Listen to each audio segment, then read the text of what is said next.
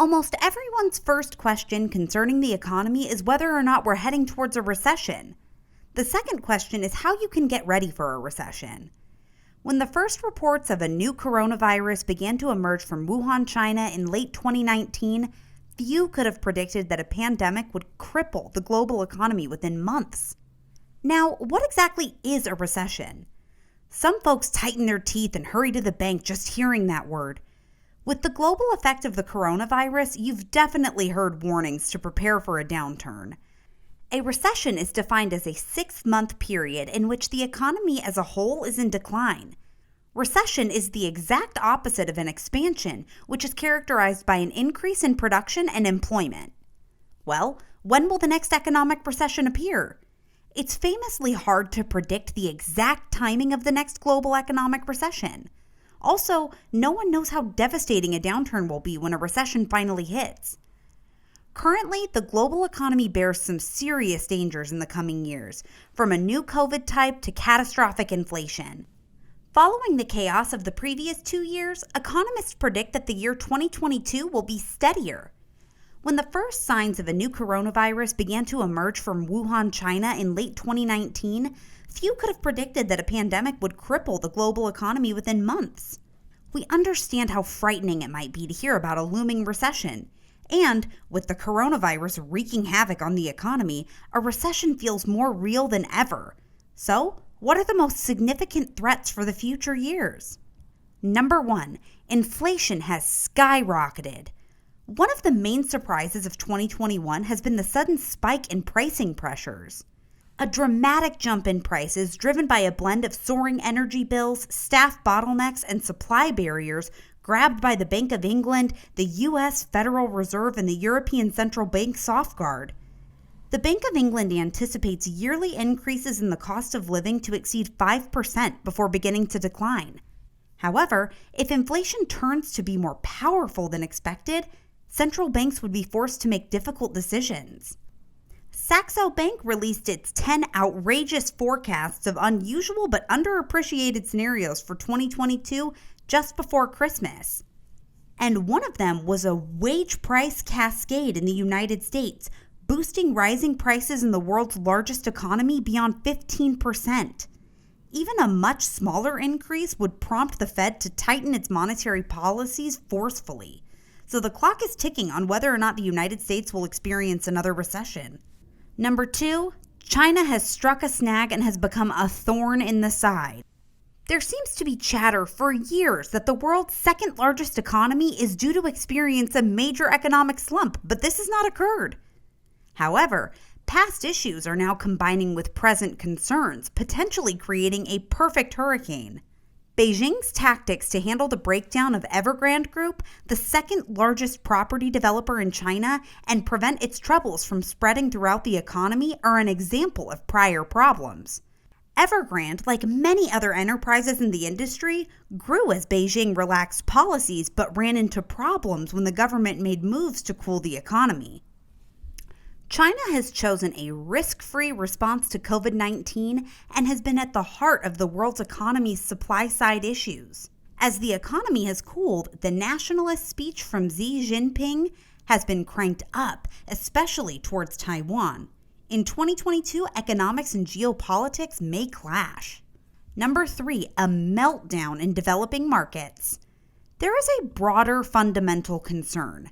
Many developing countries have taken up large amounts of U.S. dollar debt, frequently using future export revenues as collateral. The dollar is likely to strengthen as the U.S. Federal Reserve tightens policy, leaving it extra costly for poorer countries to pay off their obligation. They will be hit by a double blow if the global economy weakens as well. Increased debt burden is already being warned about by the World Bank and the International Monetary Fund. Currently, the economic damage is being felt most acutely in countries where the epidemic has been the most devastating and where global trade, tourism, commodity exports, and external funding are heavily reliant.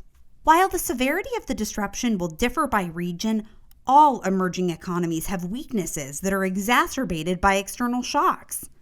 Furthermore, disruptions in education and basic healthcare are likely to have long-term consequences for human capital development.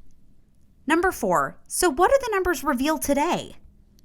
Global growth is predicted to decrease but remain solid in the baseline scenario, averaging 3.7% from 2022 to 2023. Global GDP might be significantly worse, averaging 2.4% in 2022 to 2023. If the prospect of repeated local COVID-19 breakouts combined with a substantial tightening of global financial conditions, a faltering recovery scenario materializes. The global picture would then be similar to the sluggish recovery that followed the financial crisis in 2009. If you use NBER statistics to look at the American economic history, you will find that the actual expansion period is roughly 38.73 months. Because our present economic expansion began in June 2009, a recession would have occurred in August 2012, which would have been horrible timing for President Barack Obama, but it didn't. We've enjoyed almost 10 years of economic growth, one of the longest in the U.S. history.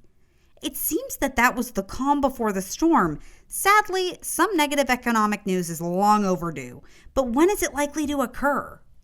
Number 5, no recession in 2022, but watch out in 2023. The U.S. economy will have a recession, but not in 2022.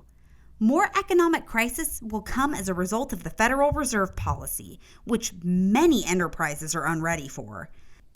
The decline isn't expected in 2022, but it might happen as soon as 2023. If the Fed manages to prevent a recession in 2023, expect a worsening depression in 2024 or 2025. While a recession in 2022 is unlikely, 2023 and 2024 are exceedingly dangerous. The Federal Reserve will start reducing its massive assistance policy soon, and the short-term interest rates will begin to rise in mid-2022. The economy replies with a time lag of about 1 year before or after. In the brief term, the greatest danger is that the Fed discovers that the most recent rising prices is permanent rather than temporary. They'll then slam the brakes.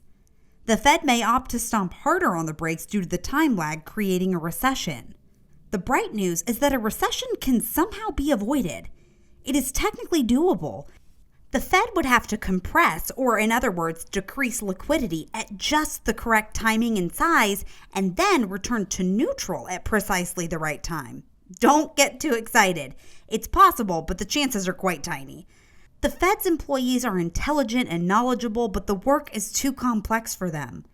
As a result, firms should take advantage of their profits in 2022 while preparing for the near-certain recession.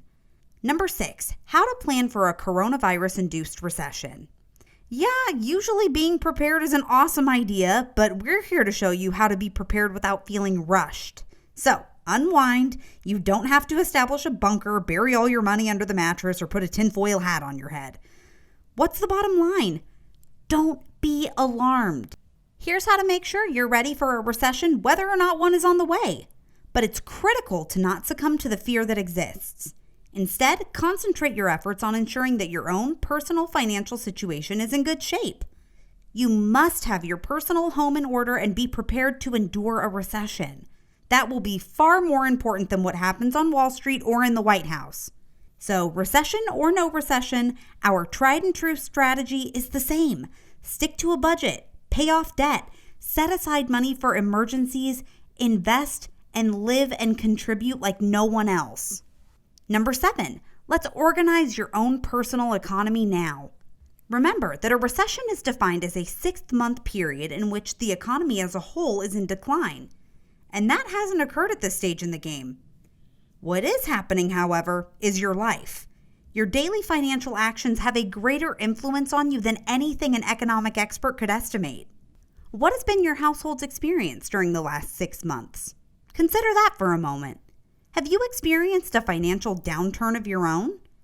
If you've experienced a downturn or are presently unemployed as a result of the coronavirus, now is the moment to act proactively. Don't wait for a downturn to get your financial house in order. Make a conscious effort to manage your finances right now. Remember to save 3 to 6 months worth of spending in cash as a rule of thumb for emergency savings. However, if you want to be even more cautious, or if you anticipate a prolonged economic downturn, it would make sense to set aside a larger emergency fund. If it appears to be unfeasible, begin with what you can afford and build from there. Keep in mind that we need a 6-month period of significant downturn in the economy to label it a recession. As a result, we are not yet in a recession. We'll have to wait and watch how this bizarre situation plays out. And that will take some time. The crucial thing to remember here is that regardless of how the economy performs in the next months, this economic downturn is just transitory.